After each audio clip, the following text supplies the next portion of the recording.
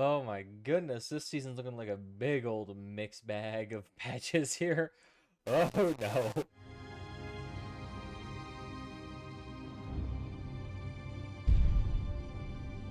Either way, welcome back everybody. Today we're talking about this brand new dev blog up here, coming about the brand new Season 6 here, Pause 1. There's going to be several blogs here in the upcoming months, so expect to see some changes here and there.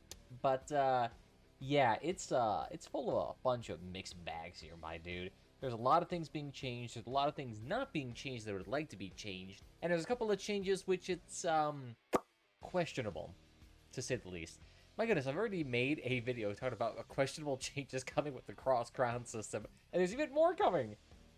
I'm trying not to be negative, I'm trying to be super positive here. Like, I've recently just been cramming through the season here with the Guiding Star update.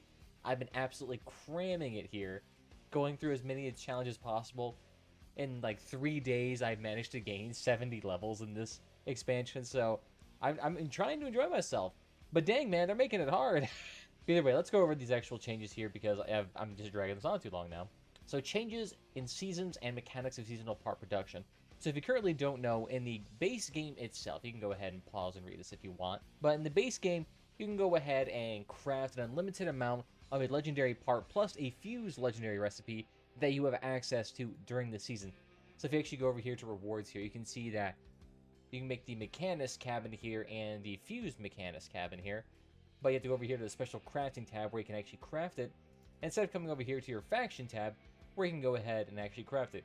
Because in the past, like 5 seasons, you actually got a distinct faction that came with their own crafting recipes that allows you to craft these things indefinitely, or they got incorporated into previous factions here where they had brand new parts. Now that is no longer the case. It appears that they're going down the route of making every single one of these recipes temporary, and that you can only craft them for a certain duration. Once the season is over, you can no longer craft them. But they've also added in a interesting mechanic in this new season, Season 6, in which they're actually going to allow these one-time crafting recipes to come up here. And these one-time crafting recipes are probably just going to be the base recipe, or a slightly modified version of it. And since they're actually saying that you can actually sell these for money, they're most likely going to be a just base version of the recipe itself that you can craft at any point in time, regardless of the season, so that you can actually sell on the marketplace and make money. Which seems a bit interesting to me, because if your intent with making these recipes is to make them as limited as humanly possible, or X, Y, and Z reason, why don't you just make it more expensive? Why don't you just make it more cost, more materials? Why don't you just limit the production of it, you know, monthly or yearly or whatever? Why completely limit it for indefinitely, for an arbitrary amount of time or something like that? And not to mention, too, what's the issue with people just crafting them indefinitely or as much as they want?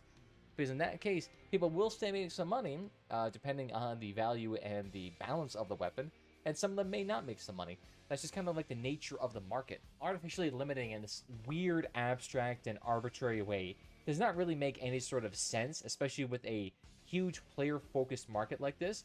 Like, yeah, sure, I can do whatever I want now, but okay, I can now no longer craft recipes that I'm interested in. I'm no longer able to craft X, Y, or Z thing, and congratulations, market dries up in 2 seconds. There's a reason why every single part now is like 4 or 5 grand.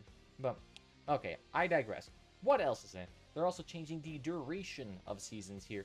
So this will be a bit interesting in the sense that instead of having like one 90-day, 3-month-long season here, it sounds like they're going to be bifurcating it and making it into like 245, 250-day seasons instead, so that you'll actually have more seasons more frequently.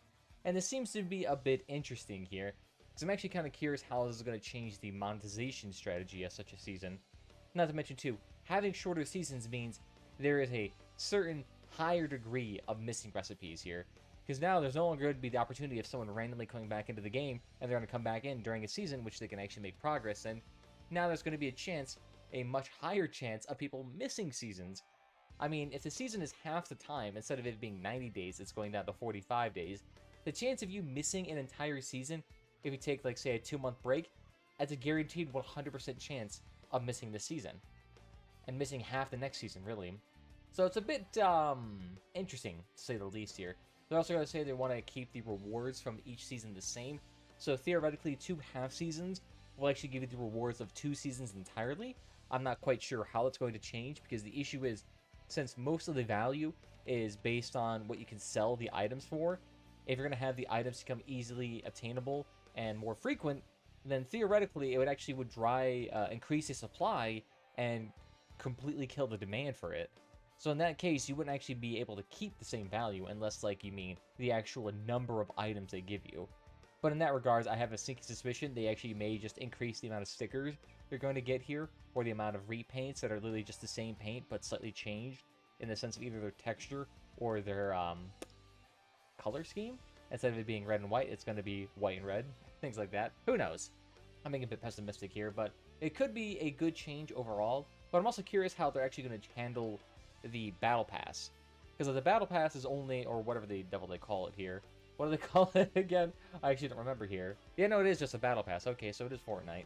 But in this case, how are they actually going to manage the monetization aspect of the Battle Passes? Because you can see here, the base game, it's $10 for the absolute cheapest Battle Pass here, excluding the Battle Pass level, which is not the Battle Pass. So in that regard, will they have to make this Battle Pass $5, or are they going to keep it $10? Because in that way, that means you'll have to pay basically double the price for 2 seasons. So instead of you paying $10 for a 90-day season, you'll pay $20 for 2 45-day seasons. So in a way, they're effectively doubling the amount of income they can get from Battle Passes. Because I imagine there's a lot of people who are willing to buy Battle Passes who may not be willing to buy things like packs or coin packs. So I'm kind of curious if that's like part of their strategy here. But interesting how that'll turn out here. And there's also another thing to consider too, with the addition of the one-time recipes and the reduction in seasons, will we actually get a functional limit or reduction in the amount of armor parts and the amount of usable parts in season? Like, will we get a reduction in the amount of weapons, reduction in the amount of modules, movement parts, and unique features?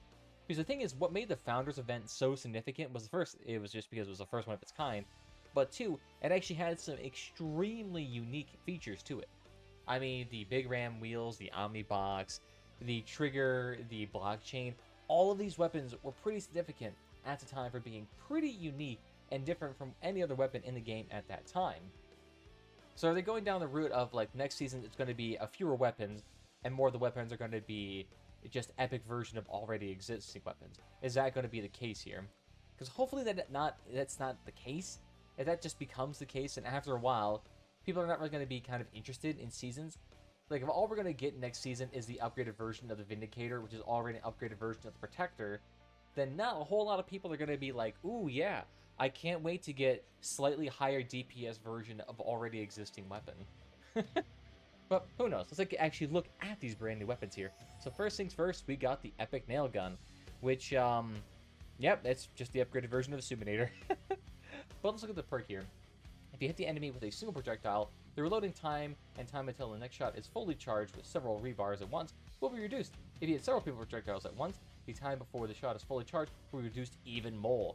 So essentially, it encourages you to hold down and fire as many rebarbs as absolutely possible, or to do kind of like a mixed strategy where you fire one, load up, fire all, fire one, load up, fire them all, that type of thing. And I'm actually kind of curious if these buffs stack, so it'll be interesting to see how that turns out. Definitely will be great for people who are a bit more aggressive with the nail gun. I'm actually curious how the damage stats go for it too. I do like the model of it though. It does look very nice. I do how like they're going for more of the Founders look to it in a way, with the yellow paint and making it look more like it's an industrial piece of equipment. Next, we got the Epic Generator here. So the Epic is the Epic Rarity Generator. Access 4, heavy, durable, the complete opposite of the Fragile and Light Gas Gen. It gets the same 3 units of energy. It's massive and non-standard shape, and it's priced for reliability. If you own a powerful heavy build now, it's completely unnecessary to risk losing having your car for the sake of 3 units of energy. Interesting. So my guess is it's basically going to be the very beefy version of the gas gen. So if you don't know, there's generally like 3 classifications of generators. You have the ultra light but ultra explosive and deadly. You have the medium mode, which is, you know, medium durability, medium damage, but then has potential to, you know, go boom. And then there's the very heavy version here. So the light version would be the Big G, the medium version would be the Ampere here, and the big heavy would be the PU1 charge. So this essentially is going to be the heavy version, so it's going to be the upgraded version of the PU1 charge to the gas gen, up here in the epic category here. So that'll be kind of interesting to see how that turns out. It's definitely going to be geared more towards very heavy builds and more beefy builds. Plus, I also just do like the aesthetics of it as well. Although, to be fair, you're not really going to see the aesthetics of a generator because rarely are these things going to be exposed. But it's going to be great for people who are dealing with more fragile builds and they keep getting poked apart by, like, say, scorpions or the 88 cannon. Next, we got the legendary single-shot shotgun. So a single-shot shotgun is similar to that of the... That's kind of a tongue twister, to be honest. It's similar to that of, like, the Nidhogg or the Fafnir. So if you come over here, you got the Junk Bow, the Fafnir, and then the Nidhogg. It's essentially going to be this, except I'm actually not quite sure, because you already have the Nidhogg, which is the other legendary version of it. So how is this one different? To begin with, we know that this new shotgun is only related to Nig by its single-shot nature. Otherwise, you'll never see such a shotgun before. First of all, its firing range. The shots from the shotgun go further than usual, which combined with the Feathering perk makes a dangerous weapon in skilled hands. Oh no, is this like the Arathorn? Because if you don't know, there is another single-shot shotgun that doesn't have a legendary counterpart, the Arathorn. This is the one that came from the Kinect Riders event. Essentially what it does is that it fires a projectile and then the projectile explodes. So it effectively increases the range at which you can shoot with a shotgun and be effective. But at the same time, the little ball of projectiles that initially shoots is very low DPS. So if you're in ultra close range, it's actually not that effective. So you have to be like at the correct range for it to be very useful. It's a very difficult shotgun to make work well, and is generally considered very bad. So let's see this goes. Each shot of the shotgun can be charged by holding the firing key, so similar to that of Suminator. At the same time, the accuracy increases significantly, and the shotgun itself becomes quite accurate weapon for mid-range battles. Of course, you don't have to charge a shot. In this case, you'll get the spread that is usual for all other shotguns. Interesting. So I'm kind of curious then if the accuracy of it then is similar to that of previous shotguns. And I'm also kind of curious then, so it like has a very wide firing range, and then the longer you leave it down, it narrows its firing range. So is it similar to that of the Assembler? After shooting, you'll be rewarded. The most shots you hit on the target, the more damage your next shot will do. Alright. So I guess you'll be having multiple projectiles coming out of the tube at once. So you're still going to be doing the shotgun, quote unquote. That's all for today, but we'll show you next week a new weapon, as well as a number of new structural parts that will be available in the new season. But interesting to see here nonetheless. So you basically have the assembler version of the shotgun, because I'm pretty sure the assembler gets more accurate the more you charge it up. So I'm kind of curious if that's kind of how it's going as well. Although maybe you're wrong, I may be thinking of a different weapon entirely. I mean, there's a lot of weapons in this game, so keeping track of all of them, especially when I haven't played a lot of them, because a lot of them are extremely expensive. So I can see how that'll turn out. It does sound like a pretty interesting shotgun. I'm kind of curious how its ultra low range damage will be. I'm assuming that's what the rapid fire mode is for. So you can quickly just like left click, and then you'll do a decent amount of damage. While if you hold it down, then you get the ability to just go and pierce right through that cabin. So that'll be kind of interesting to see how that turns out. But alright, okay, very interesting weapons so far. Some of them seem a bit eh. I mean, you get a heavy version of a gas gen, you get the upgraded version of the Sumator. So, not necessarily like the most wow weapons here. They do have one unique shotgun here, which I do appreciate. There is some unique weapons coming here, but not enough to be like, ah, yes, I'm craving this season. Especially when all of this was preceded by these very questionable changes to the crafting system and the duration of the season, with a lot of questions yet to still be answered about that too. How is pricing going to work on the battle pass here? How is the reward on the cosmetic items that can be traded on the market going to do here? Does the brand new one-time crafting recipes take positions of already existing rewards? So in effect, does the actual crafting recipes reduce the amount of rewards you have to give in the season? And also, how many levels is this season going to be? Because they say they're going to reduce the levels from 75 down to a lesser amount. So does that mean you're going to reduce it down to 50? 40? 30? Even? How many are you actually going to get rid of here? Especially when you're trying to also keep the rewards to be the actual same as before here. So it's going to be an interesting balancing act here that they're trying to pull off here, but you have to be quite skilled to do it, especially if you don't want to cause a hyperinflation runaway here. But that'll be my issue for now. So I want to thank you all again.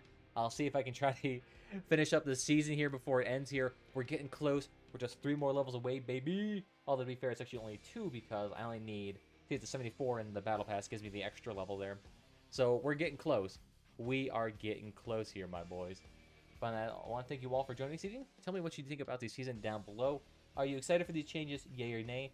Other than that, tell me how you feel about the weapons. Other than that, guys, I want to thank you all for joining this evening, and I'll see you guys next time. Bye bye.